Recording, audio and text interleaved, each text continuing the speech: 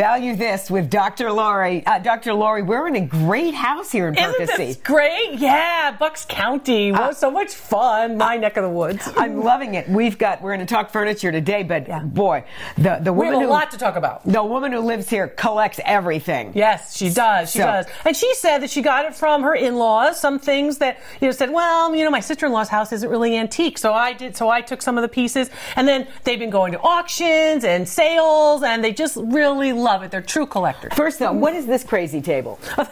That crazy table is actually called a dough box table, and because what you would do literally is you would store as well as knead the dough on it.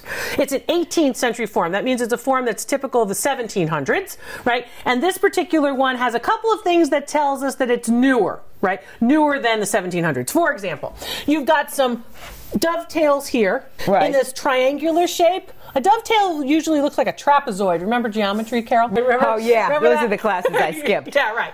So anyway, so you've got these particular pieces, and this is a 19th century example. So the latter part of the 1800s is when this was from. It's got a skirt, too. You see this? It's called a skirt, where basically it's protecting the bottom. The idea is that the dough has to rise, so it has to have some room at the top. That's why it tapers. So wait, so you would put dough inside? Oh, this yes. lifts. Okay. Dough would go inside, and then what happens is you've got the dough balls, right? And they're small, and you put them toward the bottom, and then as they rise, they get bigger. And is this to stop them from rising too much? No, not to stop them from rising too much, but to store them. Okay. Right? So then you're going to utilize that, and then it's better for them not to have too much moisture, so you put them inside. And then when you go to knead it, right, you're kneading all the dough, you have this nice, great working surface, like a farmer's table, really. Okay. Value on something like this? About $800 to $1,200. Wow. Yeah, it's a lot because they're a relatively rare form. In the 1960s, Ethan Allen and some of these furniture stores would actually make reproductions of it. So some of you might have a dough box table from the 1960s going, I have one of those, but this is the one from the 1800s. Okay, so this is the one you want. This is the one worth about $1,200. Look for the dovetail, look for that sort of thing. Look for the dovetail, look for the different types of woods, and look for a nice, strong, one solid piece for the top. That might have actually been original to the piece. You bet. You bet. This is all original. Okay. All original to that piece. Now, it's similar to the blue Windsor chair that you've got behind you. Now, the blue color and to have a painted chair, and the reason why I'm saying it's similar is because it also comes from that late 1700s period.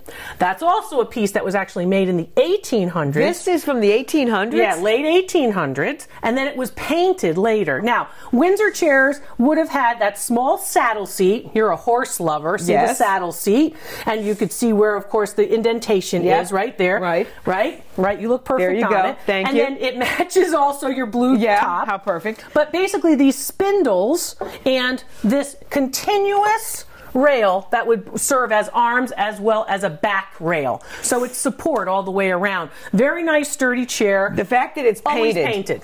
Is that a problem that it's painted? No, it's not a problem because they were always painted. They were painted in the 1750s.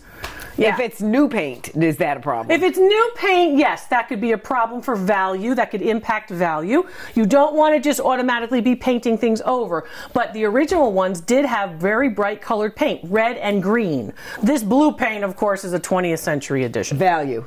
Probably $400. Wow. Yeah. Wow. So we've got some money in furniture. And people are saying, oh no, furniture isn't valuable anymore. If it's functional, it's valuable. How do I know? If I saw this, I would say it's from the 1920s. Turn it over. Turn over the back. Let's do this right here. First of all, this has been sprayed. Right. Okay.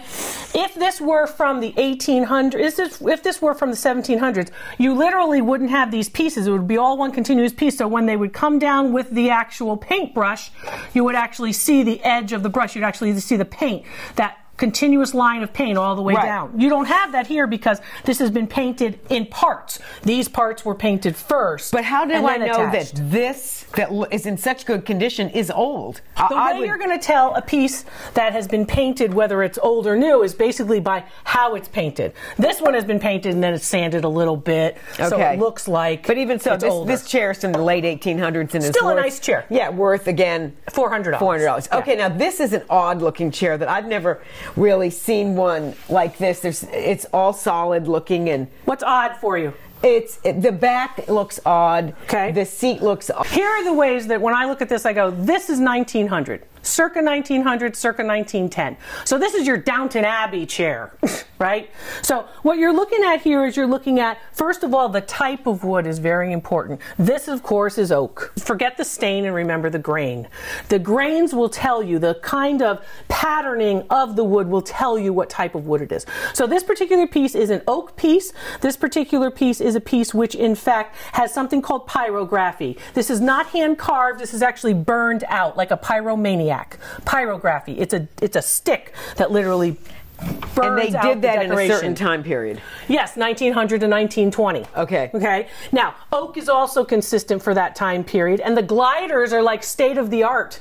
But this was an innovative type of technology for rocking chairs. Okay. Value on this? Oh, probably somewhere around $600. Okay, yeah. Great. So 3 pieces retail. Furniture, you want to think about a couple of things. Good condition, not too many what I call marriage pieces, pieces that have been introduced into it that aren't the original pieces, right?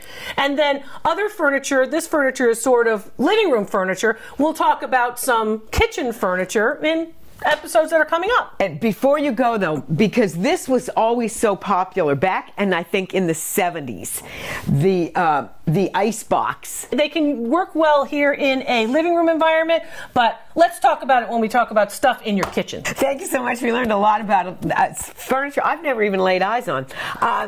Thank you. That's why you're you. Thanks for watching, and we'll see you next time.